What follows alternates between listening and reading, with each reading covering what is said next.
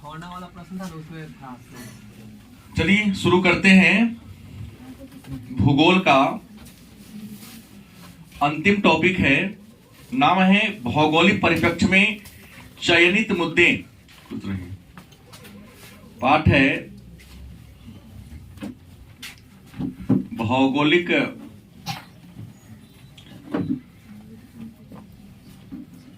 परिप्रेक्ष्य में चयनित मुद्दे व समस्याएं।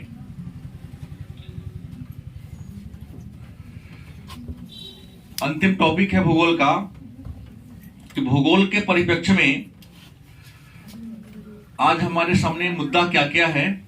पर्यावरण के संरक्षण में, पर्यावरण के संवर्धन में हम सबके सामने क्या मुद्दा है,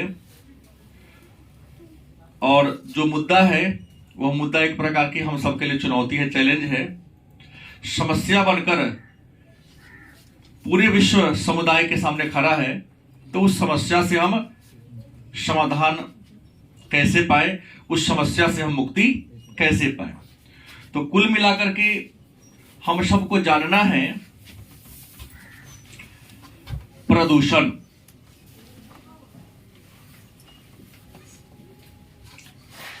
क्या जानना है?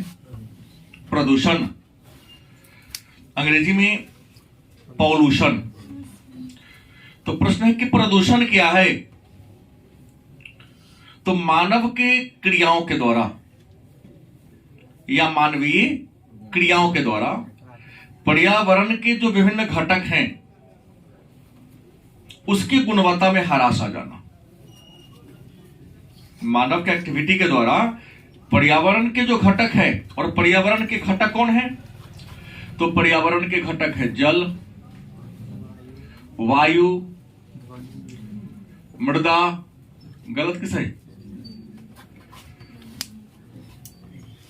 मानव के क्रियाकलाप के द्वारा, मानव के कार्यों के द्वारा पर्यावरण के जो घटक हैं, घटक मतलब तत्व, जैसे जल, वायु और मृदा, जब इसकी गुणवत्ता में ह्रास हो जाती है और ह्रास हो जाने के कारण वह मानव के स्वास्थ्य के लिए हानिकारक साबित होने लगता है, क्या कहते हैं? प्रदूषण कहते हैं। तो एक 2 अंक का प्रश्न आता है, और सबसे बड़ी बात है आज का यह टॉपिक 100 अंक की हिंदी के लिए भी महत्वपूर्ण है, क्योंकि पर्यावरण प्रदूषण पर निबंध लिखे ऐसा टॉपिक आता है। तो क्या है उसमें? प्रदूषण का परिभाषा देना होगा, प्रदूषण के विभिन्न प्रकारों के बारे में आपको चर्चा करना पड़ेगा। हर वर्ष रहता है पर्यावरण पर एक टॉपिक। तो प्रदूषण क्या है जानेंगे? मानव के क्रियाकलापों के द्वारा, मानव के गतिविधियों के द्वारा पर्यावरण के विभिन्न घटक जैसे जल, वायु, मृदा की गुणवत्ता में क्या आना? कमी आना, ह्रास आना, क्या कहलाता है? प्रदूषण कहलाता है। तो सबसे पहला प्रश्न आपके सामने ये आएगा, तो सबसे पहले होगा कि जल प्रदूषण क्या है? प्रश्न क्या है? जल प्रदूषण क्या है, या जल प्रदूषण से आप क्या समझते हैं? तो आप सभी जानते हैं कि जो जल है इसका रासायनिक संकेत क्या है? H2O। कहने का तात्पर्य है कि पानी मतलब जल हाइड्रोजन के 2 और ऑक्सीजन के 1 परमाणु के मिलने से बना है। गलत से? लेकिन मानव के हस्तक्षेप के कारण नहीं, या मानव की बढ़ती भौतिक आवश्यकताओं के कारण, या मानव के क्रियाकलाप मैंने काम करने के तौर तरीका के कारण ये बॉन्ड गड़बड़ा जाए, हाइड्रोजन 2 से 4 हो जाए। गलत कि सही? या 2 के बदला कुछ कम हो जाए, जितना ऑक्सीजन है उसकी मात्रा उससे क्या हो जाए? कम हो जाए। तो इसके बॉन्डेशन में, रासायनिक संरचना में, रासायनिक बनावट में क्या हो जाएगी? कमी आ जाएगी, गड़बड़ी पैदा हो जाएगी। और जैसे ही उसमें गड़बड़ी पैदा होगी तो वो हमारे स्वास्थ्य के लिए, हमारे हेल्थ के लिए क्या हो जाएगा? हानिकारक हो जाएगा। उसे हम पिएंगे तो विभिन्न प्रकार के विकार हमारे बॉडी में, हमारे शरीर में उत्पन्न हो सकता है। गलत कि सही? तो क्या कहेंगे? जल प्रदूषण। अब इसको आसान शब्दों में कैसे कहा जाए कि जल प्रदूषण क्या है? एक प्रश्न होगा ना कि जल प्रदूषण क्या है, इसको आसान शब्दों में कैसे कहा जाए? तो जल में अवांछनीय और हानिकारक पदार्थों के मिल जाने से जल की गुणवत्ता में क्या आ जाना? जल प्रदूषण का परिभाषा होगा कि जल में अवांछनीय, अवांछनीय का मतलब होता है जिसकी हमें जरूरत ना है। पानी में कंकड़ की क्या जरूरत है? क्या जी? पानी में प्लास्टिक फेंकने की क्या जरूरत है? पानी में केमिकल डालने की क्या जरूरत है? जरूरत नहीं है। तो जल में अवांछनीय और हानिकारक पदार्थों के मिल जाने से जल की गुणवत्ता में, मतलब जल की जो क्वालिटी है उस क्वालिटी में क्या जाता है? ह्रास आ जाता है, कमी आ जाता है। तो इसे क्या कहते हैं? जल प्रदूषण के नाम से। अब जल प्रदूषण क्या है, इस बारे में हम लोग क्या कर लिए? जान लिए। तो मन में एक प्रश्न होगा कि जल प्रदूषित कैसे होता है?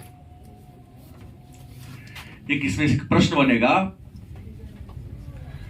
जल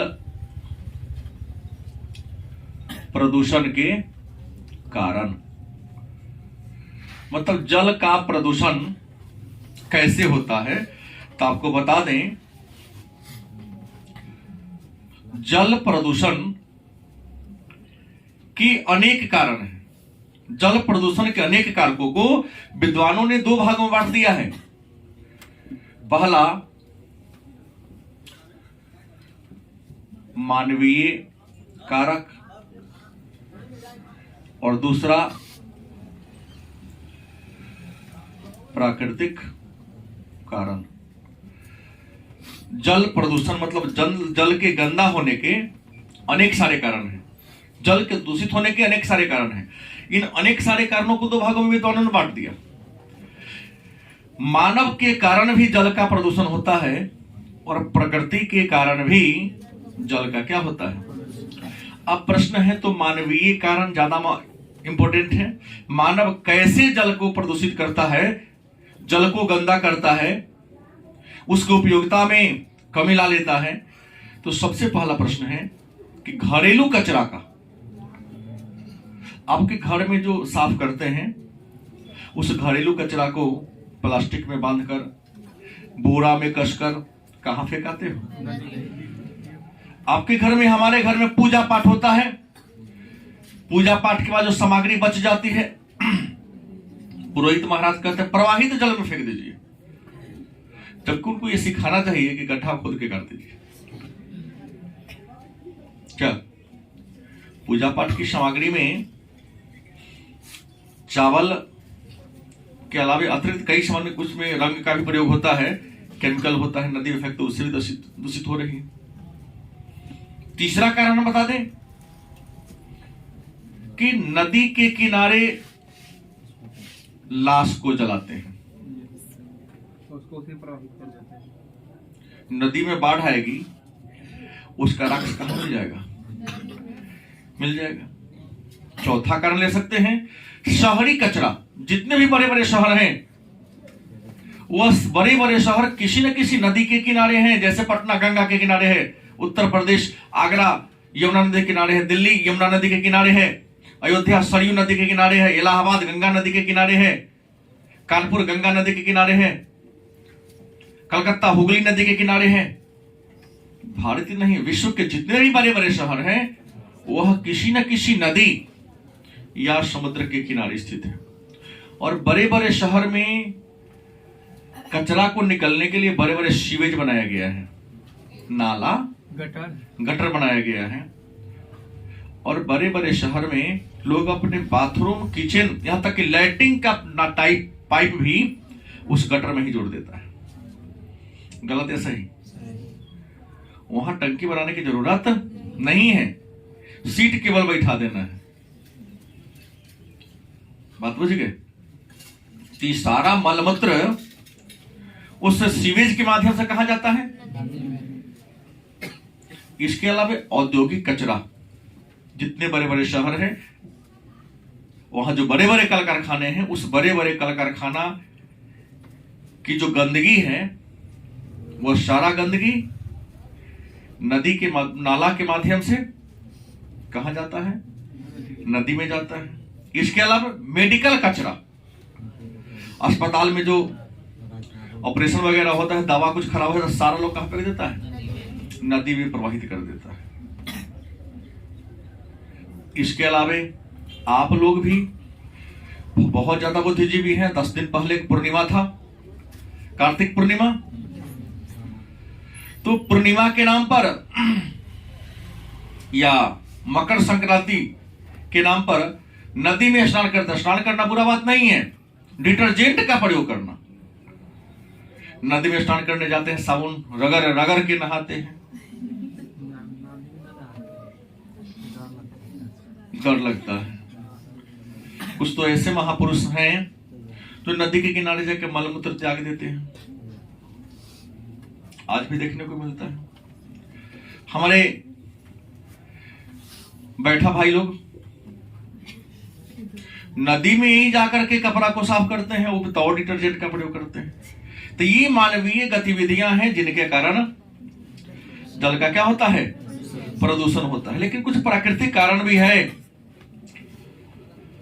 क्या है?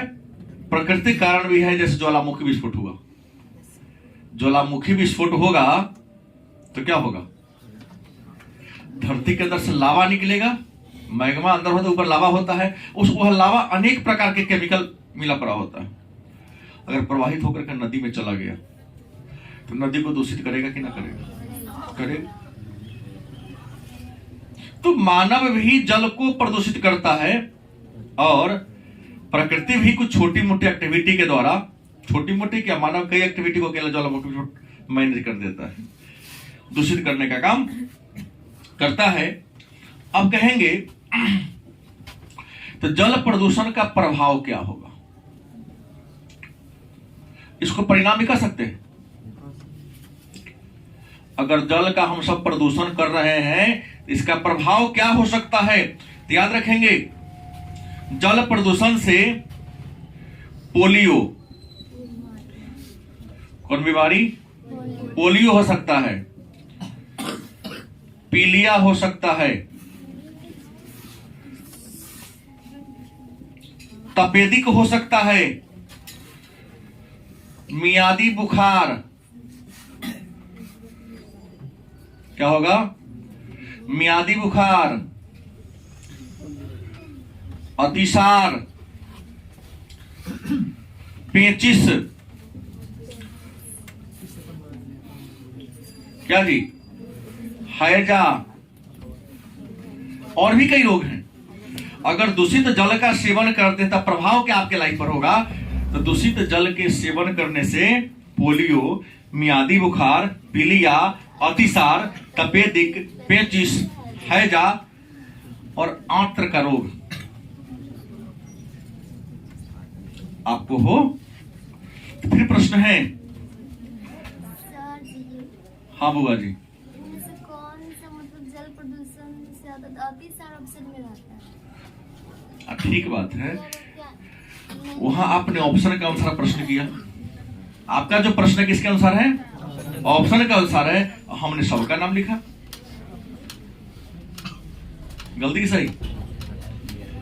ऑप्शन वाला प्रश्न हो तो ऑप्शन देखकर उत्तर देना चाहिए हमेशा, और बिना चारों ऑप्शन देख के उत्तर देना हम मूर्खता है वो। तो जल प्रदूषण पर नियंत्रण के उपाय, नियंत्रण के प्रश्न है। जल प्रदूषण पर अपनी नियंत्रण कैसे कर सकते हो? नियंत्रण करने का तरीका क्या है? तो आपको बताते कि जल प्रदूषण पर नियंत्रण करने के लिए तो सबसे बड़ी बात है कि शहरी कचरा को छान करके नदी में प्रवाहित करें। देखो, पानी में शहरी कचरा जाता है, प्लास्टिक, विभिन्न प्रकार के और सामान होते हैं, तो नदी में तो गिराना मजबूरी है उसकी। चाहे शहरी कचरा हो चाहे औद्योगिक कचरा हो, नदी में नहीं गिरेगा तो फिर परेशानी बढ़ जाएगी।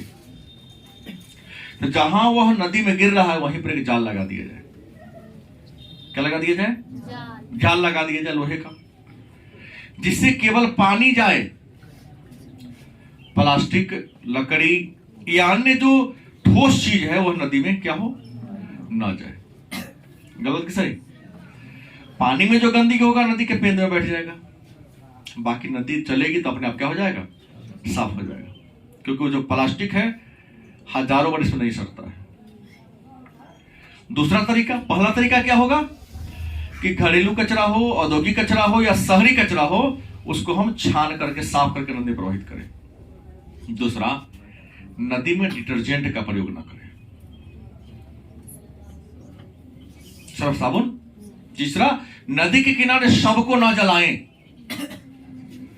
मवेशी को नदी में जाकर स्नान नहीं कराएं, नदी के किनारे मलमूत्र त्याग ना करें, और पूजा पाठ की जो सामग्री है उसका या मूर्ति का विसर्जन नदी में क्या करें, क्योंकि मूर्ति को रंगने के लिए बहुत प्रकार के पेंट का यूज किया जाता है, और पेंट रियल में रासायनिक केमिकल ही है जो आपके जल को क्या करता है? दूषित करता है। तो ऐसा करके आप जल को दूषित कर रहे हैं। अब कहेंगे कि सर सरकार ने जल प्रदूषण पर नियंत्रण के लिए क्या किया है? तो हमारी एनडीए की सरकार ने जल प्रदूषण पर नियंत्रण के लिए नमामि गंगे अभियान चलाया है।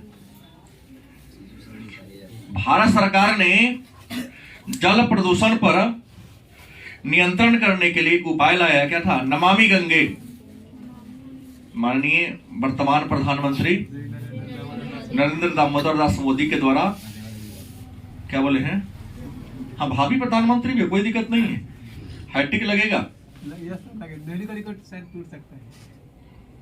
हाँ, अभी तक जितने पीएम बने सारे का रिकॉर्ड टूटेगा। कुछ लोगों के मन में लगता है ये बुरे हैं, लेकिन कुछ लोगों से देश नहीं चलता है। नहीं, कुछ मुद्दा हो या ना हो, इस पर्सनालिटी के, खैर मैं उतना विद्वान नहीं हूं, इस पर्सनालिटी के लोग भारत में है, ये नहीं है पीएम बनने के लायक। जो बोलता है उसको बैठाएगा, वो क्या करेगा? जोगी में अभी वह काबिलियत नहीं है। क्या जी? छोटा वर्ग का राज है ना, वहां खूब कूद लेंगे। गलती किसे है? अब नीतीश कुमार के लिए पीएम के सवाल देख रहा, पहला बार हुआ कि अपना जगह बुला के प्रमाण पत्र कथी बांट प्रचार कर रहे हैं कि नियुक्ति पत्र बांट रहे। इससे पहले क्यों नहीं बांटा? अपने हाथ क्यों बांट रहे हैं? कहीं ना कहीं प्रचार कर रहे हैं कि हम इतने लोगों को नियुक्ति पत्र दिए। इससे पहले भी दरोगा की बहाली हुई थी, कहां अपना हाथ से दिए? कभी इससे पहले भी बहुत सारे डिपार्टमेंट हुआ, नहीं दिए। बुर्बक को बुर्बक बना रहे हैं, और होशियार को तो पहले से बना चुके हैं। तो प्रश्न है, नमामि गंगे एक अभियान हुआ है जिसमें सभी नदियों के जल को स्वच्छ करना है का टीम बना हुआ है। देखते हैं कि जितना नदी में कुंभी उम्भी सब है, कचरा सब, एक मशीन की सहायता से उसको हटाया जा रहा है। सबको लोगों को अभी जागरूकता अभियान चलाई जा रही है कि आप नदी में इन कचरे को क्या करें? ना फके। बात समझ गए? और नमामि गंगे में क्या क्या किया जा रहा है? तो हर शहर में ट्रीटमेंट की व्यवस्था की गई है। ट्रीटमेंट मतलब हमने कहा ना, जाल लगा दिया गया है, जाएगा नदी में ही पानी, लेकिन जितना भी ठोस कचरा है रुक जाएगा। और औद्योगिक कचरा है वो नाला के माध्यम से नदी में जाता है, तो वहां भी जांच करता है। उससे ज्यादा अगर नहीं साफ हो तो कंपनी वाला पर जुर्माना लगाया जाता है। कंपनी वाला स्वयं में मैनेजमेंट कर रहा है। जितना भी पुराना घाट है जो सड़ गल गया है नमामि गंगे में, घाट मतलब लोगों का स्नान करने के लिए, सबका जीर्णोद्धार किया जा रहा है। नदी के किनारे वृक्ष लगाया जा रहा है, पेड़ पौधा लगाया जा रहा है, ताकि नदी अब कटाव ना करे। क्योंकि कटाव करेगा तो लोगों के खेत काटेगा, खेत काटेगा तो लोग अपने खेत में विभिन्न प्रकार के उर्वरक का यूज करते हैं। वो उर्वरक कहां चल जाएगा? जो दूषित करेगा जल को। नदी के तल की सफाई हो रही है। तल माने पेंदी, क्योंकि जितना गंदगी है वह जाके पेंदी में बैठ जाता है, तो उस पेंदी की सफाई हो रही है। और उत्तराखंड, यूपी, बिहार, झारखंड में इस सब काम के लिए गांव का निर्माण किया गया है, उसका नाम है गंगा ग्राम। क्योंकि इन्हीं राज्यों से होकर, जिन जिन राज्यों से होकर गंगा नदी प्रवाहित होती है, उन राज्यों में गंगा नदी को स्वच्छ बनाए रखने के लिए गंगा ग्राम स्थापित किया गया। कोई गांव अलग नहीं है, एक टीम है, इसका काम है गंगा नदी के साफ करना। और गंगा साफ केवल हो गई तो भारत की सभी नदियां साफ हो गई, क्योंकि उत्तर भारत की सभी नदियां लगभग गंगा से जुड़ी हुई। एक आध को अखबार में छोड़ दिया जाए तो सभी नदियां गंगा से जुड़ी हुई। फिर अगला प्रश्न आता है, वायु प्रदूषण क्या है? प्रश्न क्या है? वायु क्या है? तो आप तो ये जानते हैं ना कि वायु मतलब होता है हवा। वायु मतलब क्या होता है? और ये जो वायु हम सब सांस के रूप में लेते हैं, वह विभिन्न प्रकार के गैसों का मिश्रण है कि यौगिक है? मिश्रण है। और हम जो वायु लेते हैं, इस वायु में नाइट्रोजन 78.9%। क्या जी? अगर ऑक्सीजन की बात करें तो 20.9%, 8 है ना, है लगभग 21% है। हाँ, लगभग 21% है। और CO2 की बात करते हैं तो 0.03%। और भी बहुत है, लेकिन हमको इस 3 से काम। इसको मान लो 79, 21, इसको हम मिटा देते हैं। क्या मोटा मोटी आंकड़ा लेके चले? 79% और 21%। सही है ना? तो वायु प्रदूषण क्या है? तो हमारा जो वायु है विभिन्न प्रकार के गैसों का मिश्रण है। 8 वायु हमारे 8 प्रकार के गैस हमारे वायु में मौजूद हैं, लेकिन सबसे ज्यादा नाइट्रोजन जीव का जीवन का आधार है, जीव का आधार है। और जीवन के लिए जरूरी जीव का आधार नाइट्रोजन, लेकिन जीवन के लिए जरूरी अगर कोई गैस है तो वह कौन है? और वनस्पति के लिए जरूरी अगर कोई गैस है तो, इसलिए हमने 3 के जोड़ा। जीव के जीवन का आधार अगर ऑक्सीजन है तो वनस्पति के जीवन का आधार CO2 है। और याद रखेंगे, कार्बन डाइऑक्साइड को प्रदूषक नहीं माना जाता है। क्या जी? कार्बन मोनोऑक्साइड होता है। अगर कार्बन डाइऑक्साइड को प्रदूषक मान लोगे तो पेड़ पौधा नहीं रहेगा। सही बात है ना? तो प्रश्न यहाँ ये है कि हमारा वायु जो है कई प्रकार के गैसों का मिश्रण है, लेकिन मानवीय गतिविधि के कारण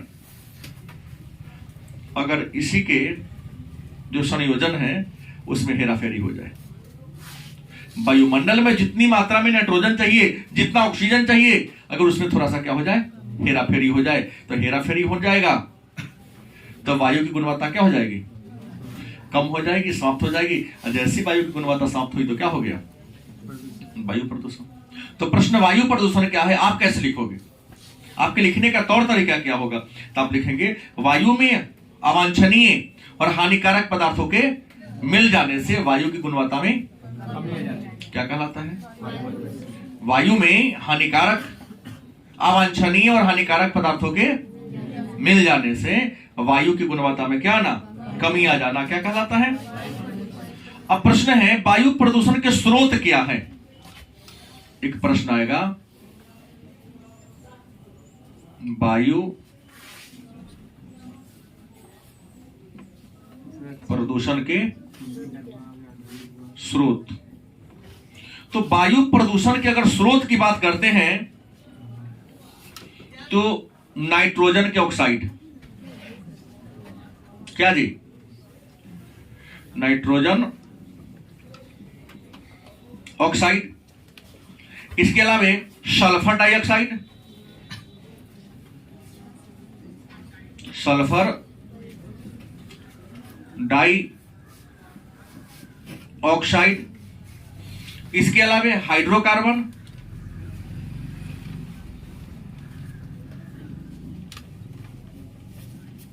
क्या है? ले सकता हूं लिखना तो पड़ेगा क्या? कार्बन डाई ऑक्साइड,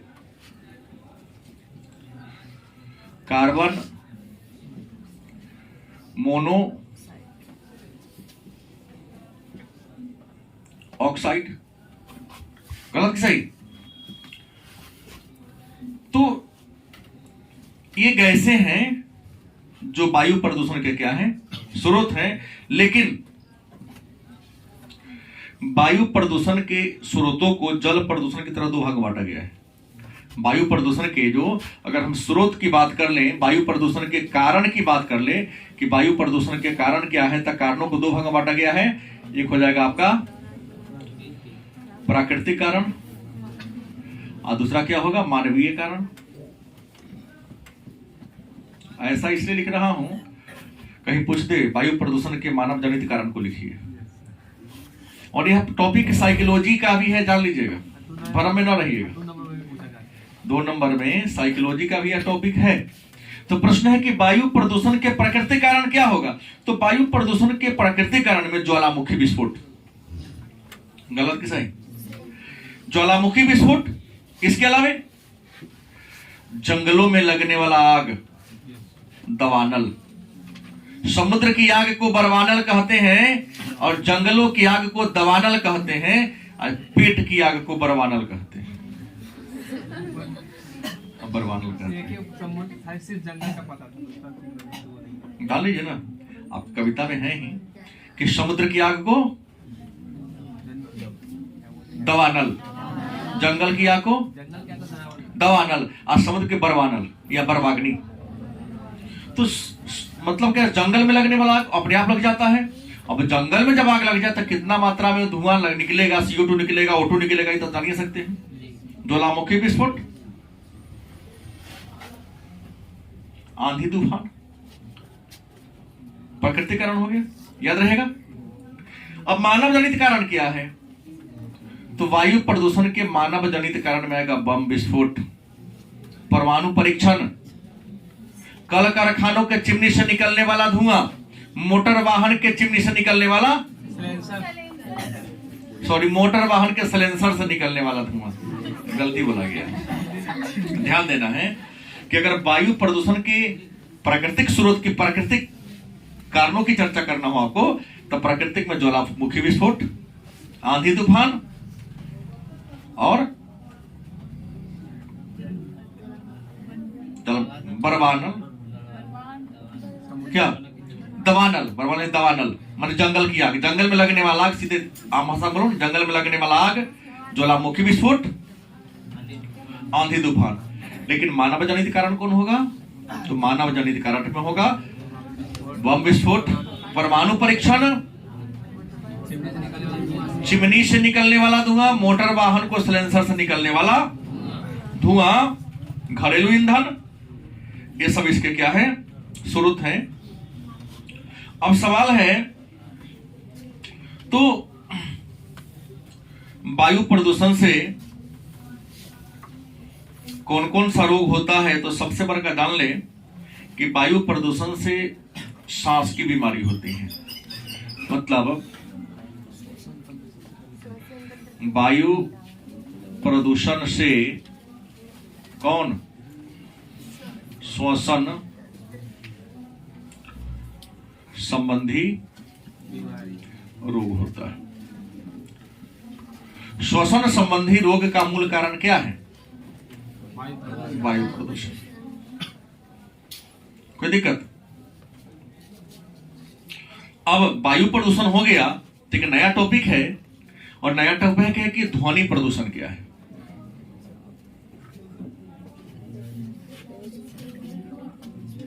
प्रश्न क्या है? ध्वनि प्रदूषण क्या है? तो ध्वनि का मतलब तो जानबे करते आवाज होता है। ध्वनि मतलब क्या होता है? और ध्वनि को मापने की इकाई का नाम क्या है? डेसीबल। अब बड़ा होगा तो बेल, डेसीबेल छोटा का, उस बड़ा होगा तो बेल। और यह प्रश्न साइकोलॉजी में हर साल रहता है कि ध्वनि प्रदूषण को मापने की इकाई का नाम क्या है? ज्योग्राफी में रहता बेल या डेसीबेल। बड़ा होगा तो बेल, छोटा होगा तो हम लोग जो बातचीत करते हैं, बोलते हैं, इस तीव्रता को मापने की इकाई क्या है? डेसिबल। तो प्रश्न ध्वनि प्रदूषण क्या है, या ध्वनि प्रदूषण कहते किसे हैं? तो कहता है सामान्य ध्वनि से ज्यादा ध्वनि के कारण जो अव्यवस्था उत्पन्न होता है, उसी अव्यवस्था को हम ध्वनि प्रदूषण के नाम से, या वह आवाज जो मानव के सहन शक्ति के, मस्तिष्क और कर्ण के सहन शक्ति से क्या हो जाए? ज्यादा हो जाए, जिस ध्वनि के कारण मानव का व्यवहार चिड़चिड़ा हो जाए, उसकी नींद खराब हो जाए, बेचैन हो जाए, नहीं, उल्टी जैसा उसके मन में आने लगे, हृदय का धड़कन क्या होने लगे? बढ़ने लगे, उस आवाज को ही ध्वनि प्रदूषण के नाम से, मतलब सामान्य आवाज से ज्यादा आवाज के कारण जो अव्यवस्था उत्पन्न होता है, उसी अव्यवस्था को ध्वनि प्रदूषण के नाम से। अब आप कैसे लिखोगे? सर इतना बात तो ना कहेगा हमसे। तो तेज आवाज से होने वाले प्रदूषण को ध्वनि प्रदूषण कहते हैं, एक लाइन में। क्या गलती भी नहीं है? तेज आवाज से, अत्यधिक तेज या शोरगुल से या कोलाहल से होने वाले प्रदूषण को, और ध्वनि प्रदूषण को डेसिबल या बेल में क्या करते हैं? गलती की सही। और याद रखेंगे, ध्वनि प्रदूषण को मीठा जहर भी कहा जाता है, स्वीट पॉइजन, इसको मीठा जहर के नाम से जानते हैं। और आपको बता दें, मानव का कान 25 से 30 डीबी, छोड़िए ना, हम उन्होंने बढ़ा रहा हूं। सामान्य बातचीत 25 से 30 डीबी मतलब डेसिबल का ही होता है। अगर इससे जैसे ज्यादा हो गया, वह आवाज प्रदूषण, जैसे मैं बोल रहा हूं, ये प्रदूषण है, ध्वनि प्रदूषण है। लेकिन हमारी तो मजबूरी है, थोड़ा स्लो करेंगे तो आप लोग इतना कोलाहल कर देते हैं, तो हमसे ज्यादा ध्वनि प्रदूषण आप कर देते हैं। उससे अच्छा है कि अकेला मैं ही करूं, आप सब न करें। प्रयास करता हूं कि आपकी आवाज पर हमारा आवाज क्या रहे, भारी रहे। तो प्रश्न है कि सामान्य जो बातचीत होता है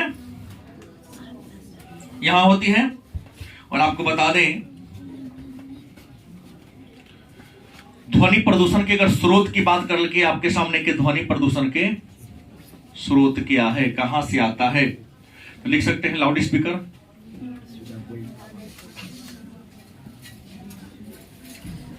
ट्रेन की सीटी,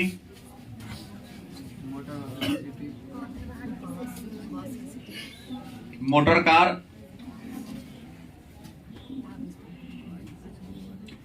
वह कारखाना के इंजन की आवाज,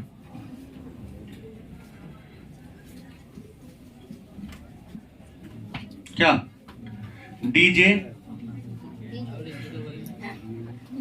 लाउड स्पीकर डीजे में दोनों में डिफरेंस है ना सर? तब देखता है साउंड वाला है, कहता है कि दोनों एक ही, इसका साउंड का लाइसेंस जब्त कर दो। लाउड स्पीकर डीजे में अंतर होता है बुआ। लाउड स्पीकर उतना खती नहीं था, और डीजे के कारण बहुत सारे लोग, बहुत सारे बच्चे की मृत्यु हुई है। कहा जाता है अगर कोई महिला प्रेग्नेंट हो, गर्भवती हो, अगर वह ज्यादा 80 से 90 डीबी का ध्वनि सुने तो उसका पेट का बच्चा बाहर आ जाएगा। हाँ, नहीं, 80 से 90 डेसिबल में लगातार रह ले 2-4 दिन, तो अपने आप उसका पेट का बच्चा बाहर आ जाएगा या पेट में मर जाएगा। देखो ना, ज्यादा ध्वनि में रहता, जितना साउंड माइक वाला होता आधा पगलेटे रहता है। तू नहीं है, तू तो बजा के अपना घर ज्यादा सुतने चल जाता है, खाने के वाला आता है। गांव के 10-16 के जितना कर दोस्तों सब है, मनीष है, कमलेश है, क्या जी, कहता जो ना तू सुत रहा, मैंने बजाते कोई एकरो मजा आता है बजाने में, फायदे फ्री के स्टाफ मिल गया, मजा आता है बजाने में। अमित तो दिन भर इसके पीछे पीछे रहता, दोस्त ये कहते कोई काम ही नहीं है, पुल पर घूमना है, अब कोई आ गया हम बजाएंगे, उस बहाने सुंदर पकवान मिल जाता है। हाँ, तो इसको पढ़ाई से मतलब 4 दिन सुधरता है, फिर 10 दिन पुराने के चाल पर रहता है। तो ध्वनि प्रदूषण को आप लोग क्या कर गए, जान गए। अब एक है नगरीय अवशिष्ट निपटान, नाम सुने होंगे। नगरीय अवशिष्ट निपटान। अब प्रश्न होगा कि नगरीय अवशिष्ट क्या है? तो नगर में मतलब शहर में जो प्रतिदिन कूड़ा कचरा उत्पन्न होता है, चाहे वो गुड्डे का हो, माने बिस्किट का पैकेट हो, हाँ हैप्पी हैप्पी का भी हो या प्लास्टिक से हो, या कुछ भी, दुकानदार साग सब्जी भेजा, होटल का जो कचरा हो, जिसको यत्र तत्र जाके फेंक देते हैं। केवल आपके सीतामढ़ी शहर छोटा सा शहर है, प्रतिदिन यहाँ 10 ट्रैक्टर 10 ट्रॉली कचरा इस छोटे शहर में निकलता है, सड़क पर जाकर फेंका जाता है। बड़े शहर का क्या होगा? दिल्ली में तो मैं देखा हूं पहाड़ से ऊंचा बन गया है। तो नगर में जो कचरा पैदा हो रहा है, उस कचरा को साफ करने या समाप्त करना ही नगरीय अवशिष्ट का निपटान कहलाता है। और आपको बता दें, यह कचरा आता कहां से है? तो घर से आता है, उद्योग से आता है, होटल से आता है, और किराना दुकान से ही पैदा होता है, सब्जी वाले के दुकान से ही पैदा होता है। विज्ञान आगे बढ़ गया है, इस कचरा से भी बिजली पैदा हो रहा है। इसके लिए दिल्ली के ओखला में, उत्तर प्रदेश के कानपुर में कई जगह लगाया जा रहा है। और हमारे माननीय बिहार सरकार के द्वारा अब ग्राम पंचायत में जो कचरा पैदा हो रहा है, उस कचरा को स्टोर करने के लिए एक प्लांट बनाया गया है। सड़क का भी निर्माण होता है, सड़क भी निर्माण में पड़ेगा उसका। और हुआ क्या है कि 2 प्रकार का कचरा होगा, उस दोनों कचरा को छाटा जाएगा। जो ठोस कचरा होगा उससे बिजली का निर्माण होगा, और जो तरल कचरा होगा उसका वहीं पर समाप्त कर दिया जाएगा। सुनिएगा, हर जगह, बाहर गांव में 1500 या 2000 के 3000 के महीना पर उस कचरा को सफाई कर्मी की बहाली हुई है।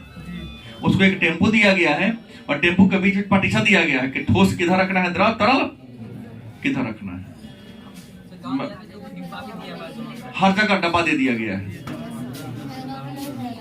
फिर नहीं, सब जगह है, सब जगह दिया गया है। और भू निम्नीकरण क्या है? तो वृक्षों की कटाई के कारण, एक लास्ट टॉपिक आता है, भू निम्नीकरण क्या है। भूगोल में कई बार पूछा गया प्रश्न में है कि भू निम्नीकरण क्या है। तो भू निम्नीकरण का सामान्य अर्थ होता है भूमि के गुणवत्ता में ह्रास आना। भूमि के गुणवत्ता में क्या आ जाना? ह्रास आ जाना, कमी आ जाना, भू निम्नीकरण कहलाता है। मृदा प्रदूषण के कारण, मृदा के कटाव के कारण, मृदा में लवण की मात्रा अधिक मिल जाने के कारण, और मृदा में अधिक जल जमाव के कारण जब मृदा की गुणवत्ता में कमी आती तो उसे क्या कहते हैं? तो भूमि निम्नीकरण क्या हो गया? अपर्दन कारण क्या हो गया? अपर्दन, लवणता, जल जमाव, गलत सही, वृक्षों का कटाव, गलत सही, रासायनिक उर्वरक का प्रयोग,